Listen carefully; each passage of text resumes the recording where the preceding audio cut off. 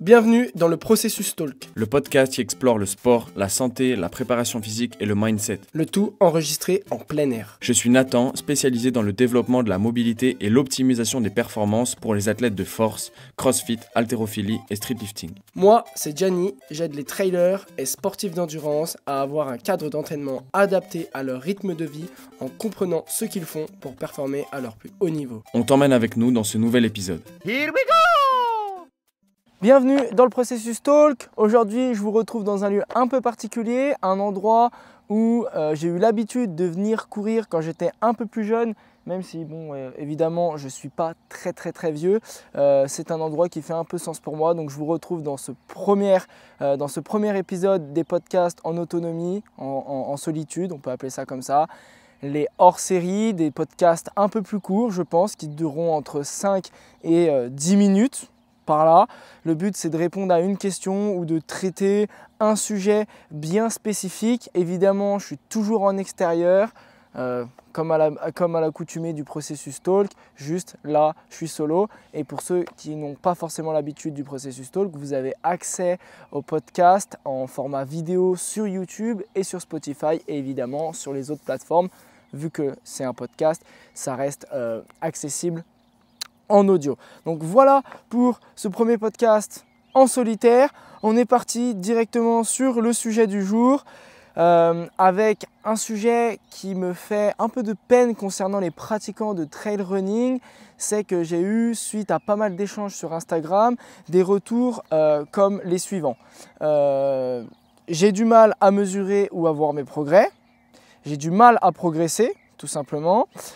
J'ai l'impression de stagner ou alors j'ai atteint un plateau dans mes performances et je ne me vois pas progresser. Donc je vais essayer de donner quelques étapes pour vous permettre de résoudre ces problèmes auxquels vous pouvez être confronté si vous pratiquez le trail running.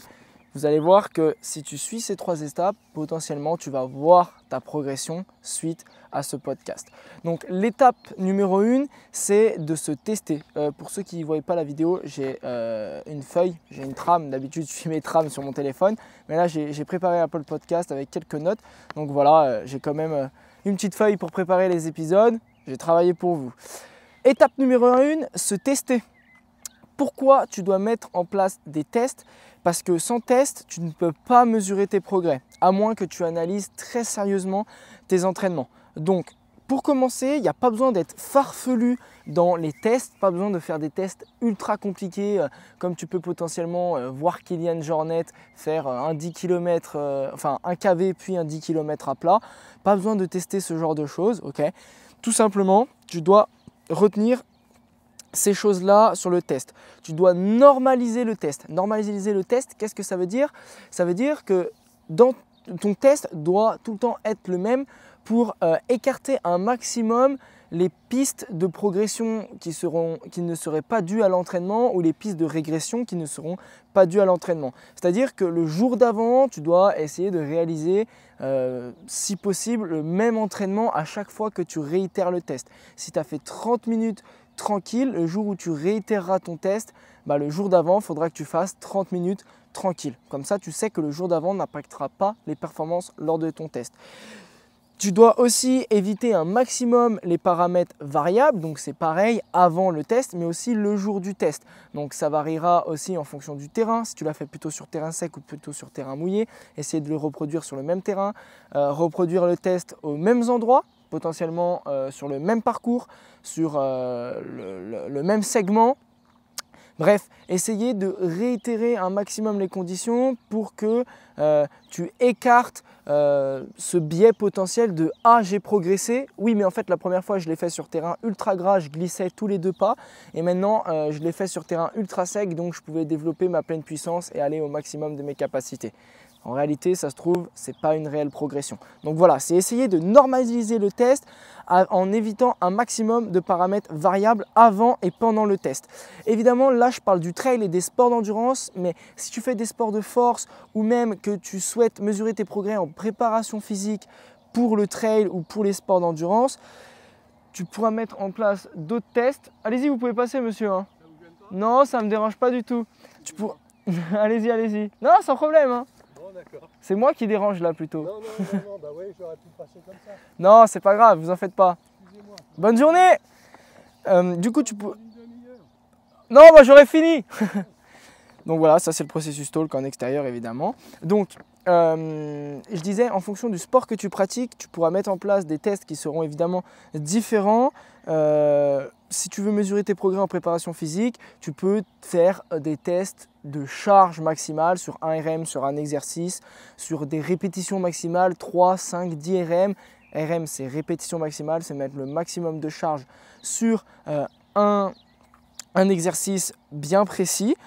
Et tu pourras aussi, si tu n'es pas forcément expert des exercices, au lieu de mettre une charge maximale, c'est te fixer une charge maximale par rapport à un RPE, par rapport à une difficulté donnée. Tu te dis, bon, bah, je fais 5 répétitions à une difficulté de 7 sur 10. Et voilà, et comme ça, tu as normalisé un petit peu quelque chose. Donc ça, c'est un peu plus pour la préparation physique. Deuxième chose, c'est dans les sports d'endurance, cette fois-ci, on revient au sujet du trail un peu plus particulièrement. Je disais qu'il ne fallait pas mettre en place des tests farfelus. Qu'est-ce que ça veut dire pas mettre en place des tests farfelus? On oublie les tests de VMA, on oublie les tests de puissance, de vitesse critique, on oublie tous ces tests qui sont bien spécifiques. Et moi, aujourd'hui, je vais te donner des clés que tu peux mettre en place dès demain et que tu peux mettre dans tes entraînements à toi. Le but, en gros, un test, ça peut être tout simplement une distance à parcourir, un parcours. Tu te fixes 7 km avec 300 de dénivelé. Le but, c'est d'aller le plus vite possible. Imaginons que tu mets 40 minutes, tu as un temps de référence sur cette distance-là. Tu peux aussi partir sur un chrono. J'ai tant de temps et je veux parcourir le maximum de distance. Essaye de repérer un parcours, comme ça tu pourras réitérer ce parcours. Okay. Tu peux aussi juste prendre un segment ou juste une montée. Par exemple, si tu veux analyser tes performances et tes progrès en montée, tu pars d'en bas et tu fais 400 mètres de dénivelé, tu traces une ligne de départ, une ligne d'arrivée et tu réitères le test pour voir est-ce que tu vas plus vite, est-ce que tu vas moins vite, est-ce que c'était plus simple, plus difficile. Et tu peux aussi évidemment en vélo faire un col par exemple. Le seul truc qui est important, c'est de vraiment mettre un cadre, de définir un parcours, de définir une distance, de définir un temps, de définir un dénivelé. Il faut que tu définisses tout ça à l'avance. Pas compliqué, tu n'es pas obligé de définir à l'avance, tu peux juste te pointer à un endroit, te dire je pars d'ici, je monte là-haut par tel chemin et ce sera mon test que je reproduirai au fur et à mesure.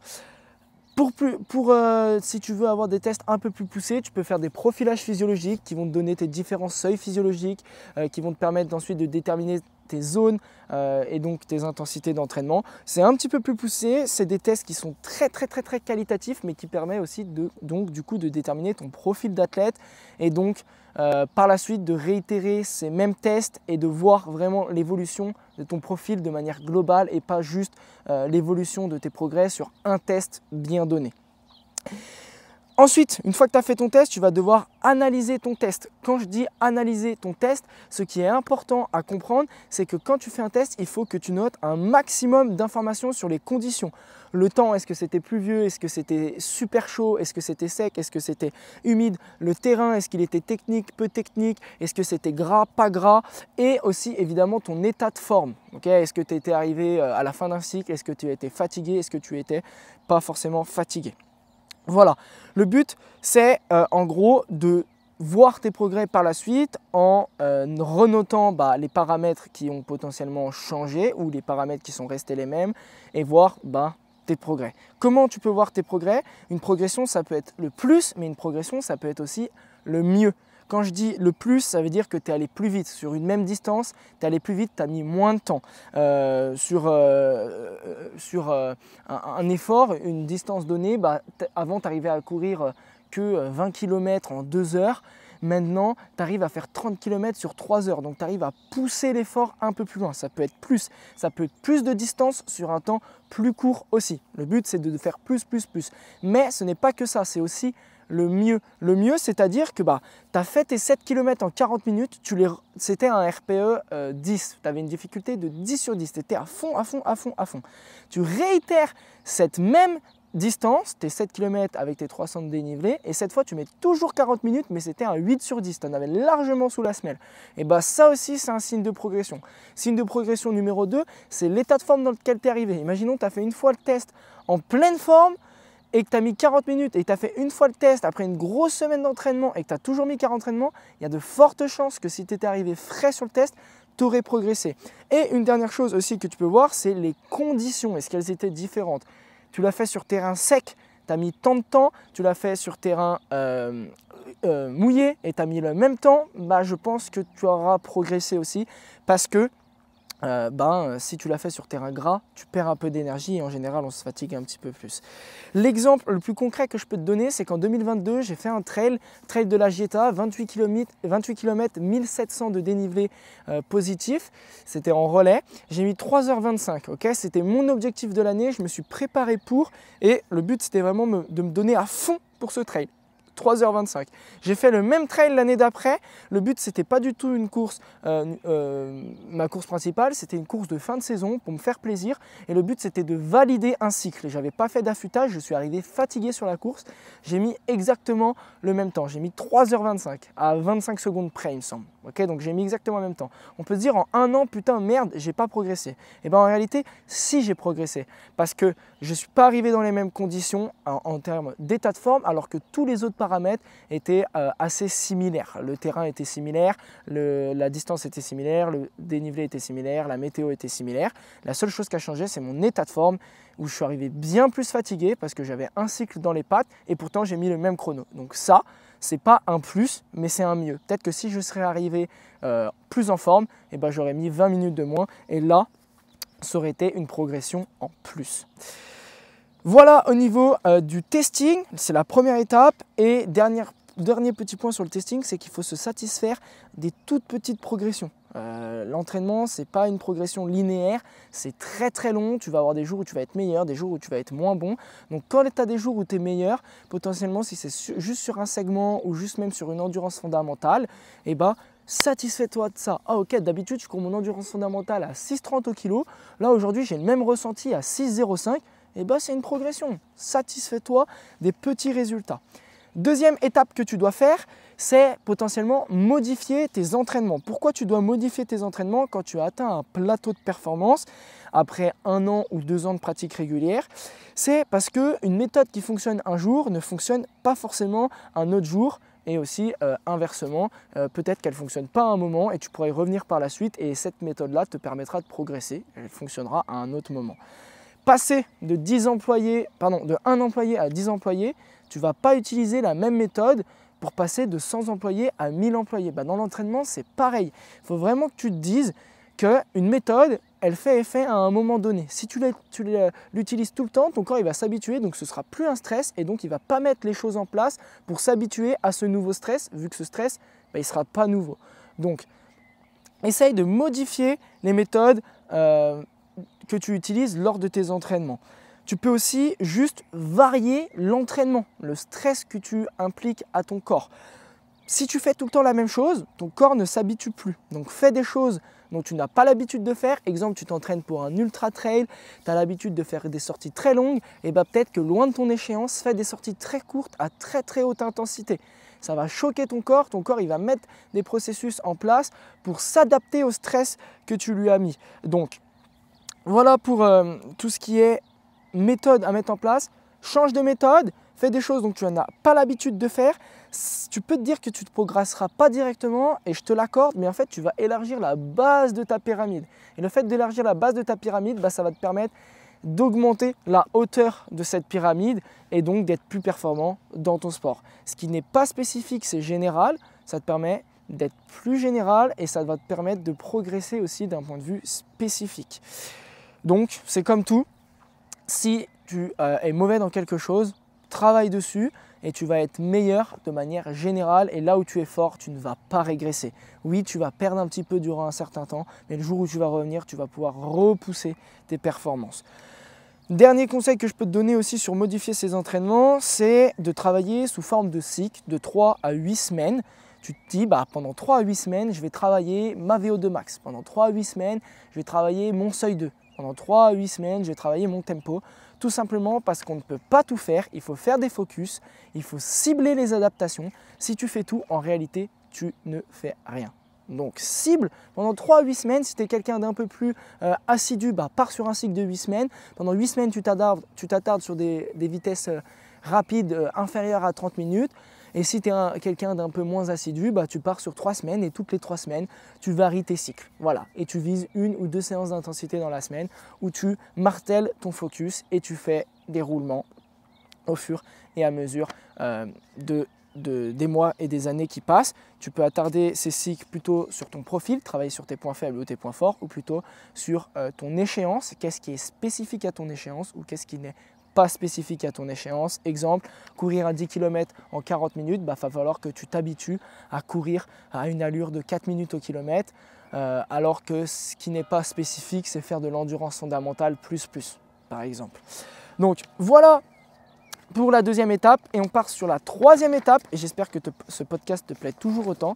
La troisième étape, c'est mettre son ego dans la poche. Si tu rencontres cette situation où tu es parti en vacances ou alors une période où tu t'es moins entraîné et tu reviens et bam, tu performes, alors là, il va falloir que tu sonnes l'alerte et que tu dises « il faut que j'écoute Gianni et il faut que je mette en place les 3 étapes précédentes » et cette étape aussi. Ça veut dire qu'en fait, ton corps, il avait besoin d'un repos, il était potentiellement fatigué, ok, donc tu étais un peu fatigué, tu avais besoin de reprendre ton souffle des entraînements.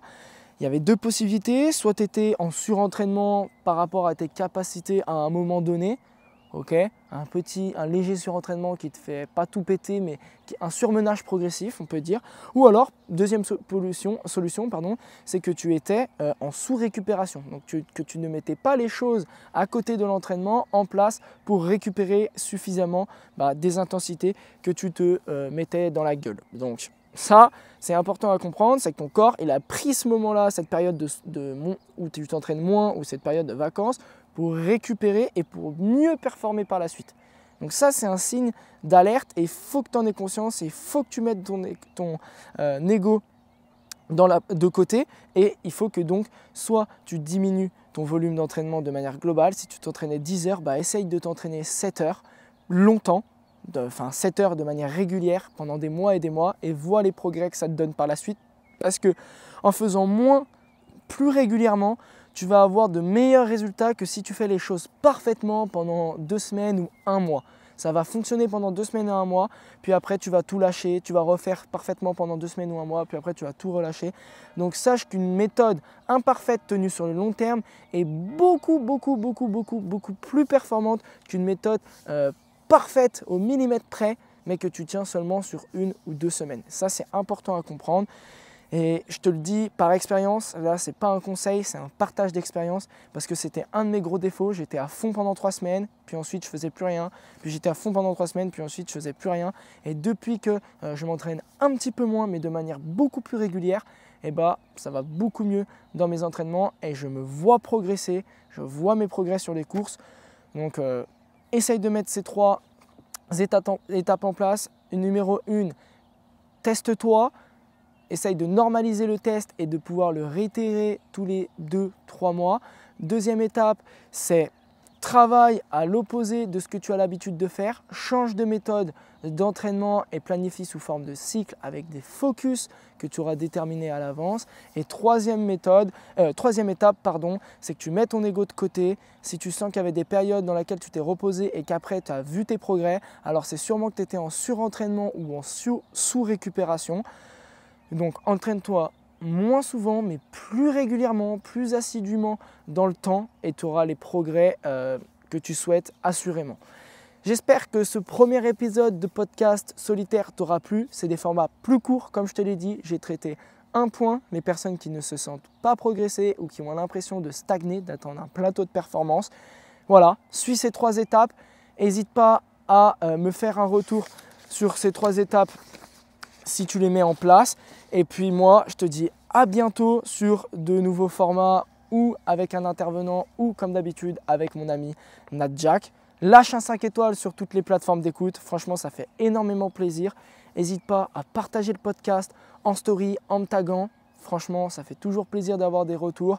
Et puis, je me ferai un grand plaisir de te répondre à tes questions en DM. Donc, n'hésitez pas à nous contacter. Et puis, ça fera aussi potentiellement l'office d'autres podcasts.